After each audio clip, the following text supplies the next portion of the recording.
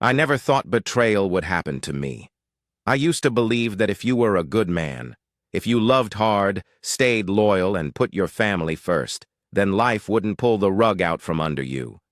I thought cheating, lies, and broken families were things that happened to other men. I was a fool. Because when betrayal finally found me, it didn't just take my breath away, it destroyed my entire world. And worst of all, I wasn't the only one it wrecked. The first time my life fell apart, it wasn't because of a lie, it was because of cancer. Emily was my first and only love. We met in college, got married young, and had our daughter Lily by the time we were 25. She was my best friend, my rock, the kind of woman who made life feel effortless. We built everything together, our home, our family, our future. And then one day, in the middle of a routine doctor's visit, everything changed. Stage 4, no cure, just time. I tried to be strong, for her, for Lily, but watching Emily waste away, watching the light in her eyes dim with every passing week, that was a pain I can't even describe. When she died, it wasn't just grief that hit me. It was the unbearable realization that my life as I knew it was over. After she was gone, I wasn't a husband anymore, just a widower, a single dad, drowning in a house that felt too empty, trying to hold it together for a 16-year-old girl who had just lost her mother. I didn't think about dating, didn't want to. I buried myself in work, in raising Lily, in surviving. And then I met Vanessa. She was everything Emily wasn't. Where Emily had been gentle and soft-spoken, Vanessa was wild, confident, the kind of woman who walked into a room and owned it. I met her at a coffee shop on a random Tuesday morning. She bumped into me, spilling her drink all over my shirt, and instead of apologizing, she just grinned. "Guess I just marked my territory," she said, handing me a napkin. I should have been annoyed, but instead I laughed. Something about her, her boldness, the way she looked at me like I was someone worth noticing, got under my skin. One conversation turned into 2, then a date, then another. For the first time since Emily, I felt alive. Vanessa made me laugh. She made me want again. She didn't look at me with pity, didn't treat me like some broken man. She made me feel like I was starting over. Lily wasn't thrilled at first. She was polite but distant, keeping Vanessa at arm's length. I understood why. After all, it had been just the 2 of us for years. But Vanessa was patient. She never forced a bond, just let things happen naturally, and over time, I started to believe that maybe, just maybe, we could be a family again. So I married her, and that was the worst mistake of my life. The first sign that something was wrong came 3 months after the wedding. It was a Friday night. Vanessa had been drinking, just a couple of glasses of wine. Nothing crazy. She sat on the couch, her legs draped over mine, running her nails lightly across my chest. "Ever thought about adding another person?" she asked, her voice smooth and teasing. I blinked. "What?" "A third," she said, smirking. "You know, just for fun."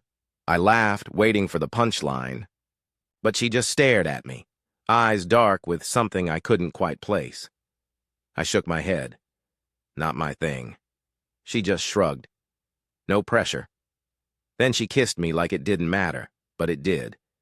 Because that wasn't the last time she brought it up. A few weeks later, she mentioned it again. Then again. Sometimes she framed it as a joke, sometimes as a curiosity. But it was always there. And then came the secrets, the texts she'd hide when I walked into the room. The sudden girls' nights that left her coming home at 3 a.m., her makeup smudged, smelling like men's cologne. I told myself I was imagining things, that I was just insecure, that she loved me. I was such an idiot. But Vanessa wasn't the only one who changed. Lily did too. She'd always been my little ray of sunshine. Even after losing her mom, she tried so hard to be strong. But after Vanessa moved in, it was like she started shrinking into herself. She stopped bringing friends over. She stopped talking as much. I'd hear her crying in her room late at night, but when I knocked, she'd just say, "I'm fine, Dad." She was not fine, and I should have paid attention. But I didn't, because I had no idea that while I was busy ignoring the warning signs, Vanessa was doing something so much worse than just cheating. She wasn't just lying to me, she was destroying my daughter. And when I finally found out the truth, it wasn't just my marriage that ended. It was everything. It happened on a Saturday night, just past midnight. My phone buzzed on the nightstand, shaking me out of sleep. At first I thought I imagined it, but then it rang again, longer this time. I reached for it, my heart already beating too fast. I didn't recognize the number. Hello? For a second, there was only breathing. Then, "Dad?" It was Lily. Her voice was broken, raw, like she'd been crying for hours. The sound of it sent an immediate surge of panic through my veins. "Baby? What's wrong?" I sat up, already swinging my legs off the bed. Vanessa stirred beside me, muttering something incoherent before rolling over. Lily sniffled. "Can you come get me?" "Where are you?" "A bar." My stomach dropped. Lily didn't go to bars. She was 18, barely out of high school, and I'd raised her better than that. What the hell was she doing there? "Text me the address," I said, already grabbing my jeans. "I'm coming." I didn't bother waking Vanessa. I had no idea that by the time I got back, I would never look at my wife the same way again. The bar was in a bad part of town.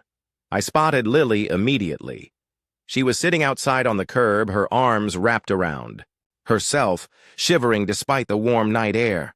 Her blonde hair was a mess, mascara smudged under her eyes. She looked wrecked. I pulled up, jumped out, and crouched in front of her. "Lily, what the hell happened?" She looked up at me, her blue eyes glassy from too much alcohol and something worse, something like shame. Her voice cracked. "I don't know how to say it." Fear gripped me. "Are you hurt? Did someone—" She shook her head violently. "No, not like that." Then, barely above a whisper, "It's about Vanessa." My pulse froze. I didn't move. I didn't breathe. I just waited. And then, in a voice so small I almost didn't hear it, she said, "She's cheating on you, Dad. In our house." For a moment, all I heard was the sound of my own blood rushing through my ears. I wanted to believe I misheard her, that this was some drunken misunderstanding. But Lily was sober now, at least in the way that mattered. She wiped at her face, her hands shaking. "I wasn't supposed to see. I came home early and—" She let out a small, broken laugh. "They didn't even hear me come in. My throat tightened. "Who?" I forced out. She swallowed hard. "I don't know his name, but he's been here before, more than once." I clenched my jaw so hard it hurt. My hands curled into fists against my knees. But then Lily said something that made everything inside me shatter. She took a shaky breath, looked me in the eye. "Dad, they asked me to join." I stopped breathing, my body locked up, every muscle in me turned to stone. I stared at her, my brain struggling to process what she had just said, what it meant. And then I saw it. The way she hugged herself tighter, like she was trying to disappear, the way her lips trembled, like she was holding back a sob. My little girl, my baby. I felt like I was going to be sick. "Lily, tell me everything. Now." Lily told me everything. She had come home 2 nights ago, earlier than planned. Vanessa didn't expect her. She heard noises, moaning, laughter. She thought I was home. She wasn't prepared for what she saw. Vanessa, with a man. But it wasn't. Just that. It was the way they were talking about me, laughing about how clueless I was, and then, in the middle of it all, Vanessa saw Lily, and instead of being shocked, instead of apologizing, instead of stopping, she smiled and said, "You should come join, sweetheart." I gripped the steering wheel so hard my knuckles turned white. "Lily," I said through clenched teeth. Did they touch you?" She shook her head. "No, I ran before anything could happen. But, Dad, they were recording. My stomach dropped.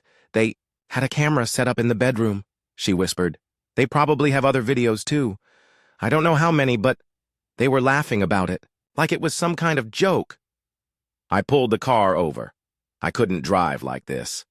I turned to her, my hands shaking. Why didn't you tell me sooner? She wiped at her eyes.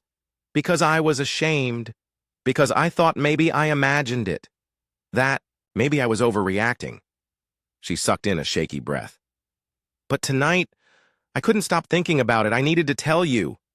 I clenched my jaw. My entire body was humming with rage. Vanessa had cheated on me, violated our home, laughed at me behind my back, and worst of all, she had dragged my daughter into it. I had never hated anyone in my life, but at that moment, I wanted Vanessa dead. Didn't think, didn't plan.